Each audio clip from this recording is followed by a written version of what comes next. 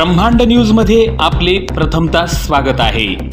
पुन्हा एकदा अतिशय महत्त्वाची बातमी राज्य कर्मचाऱ्यांच्या जुनी पेन्शन बाबत।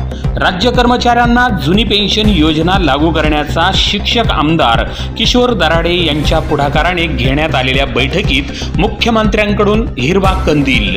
लोकसभा निवडणुकीच्या निकालामध्ये भारतीय जनता पार्टीला महाराष्ट्र राज्यात दारुण पराभव स्वीकारावा लागला।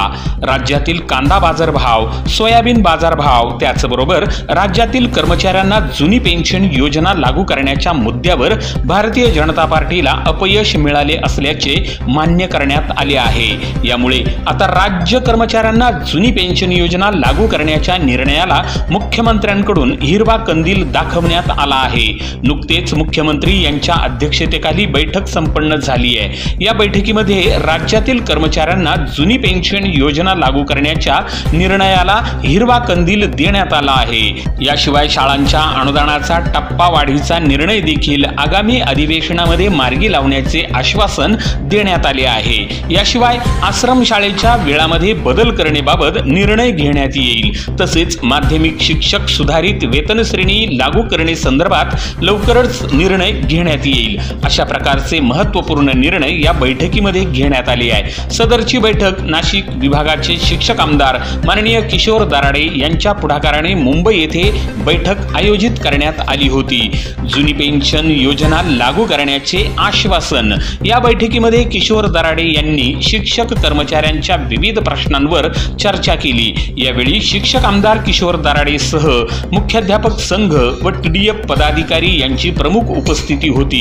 यामध्ये चर्चा अंती सन 2005 पूर्वी नियुक्त झाले आहे, परंतु 2005 नंतर 100% अनुदानित झालेल्या शिक्षक कर्मचाऱ्यांना जुनी पेन्शन योजना लागू करण्यात येईल असे आश्वासन मुख्यमंत्री एकनाथ शिंदे यांनी दिले आहे।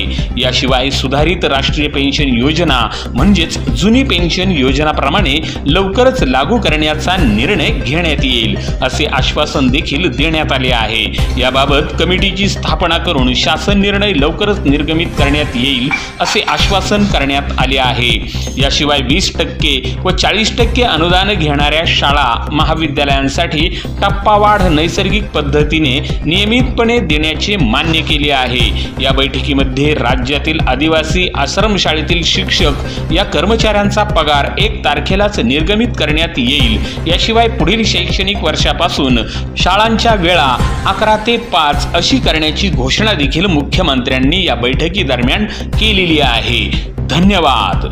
अशा प्रकारची महत्त्वपूर्ण माहिती, लेटेस्ट आणि सविस्तर GR तसेच नवनवीन घडामोडी, नवीन परिपत्रक, शासन निर्णय आणि नोकरी संदर्भातील जाहिराती बघण्यासाठी लगेच व्हिडिओला लाईक करा, शेअर करा आणि ब्रह्मांड न्यूज या चॅनलला नक्की सबस्क्राईब करून बेल आयकॉनचे बटन प्रेस करा, जेणेकरून नवनवीन माहिती प्रथम आपणापर्यंत पोहोचेल। ब्रह्मांड न्यूज नेटवर्क, अकोले, अहमदनगर।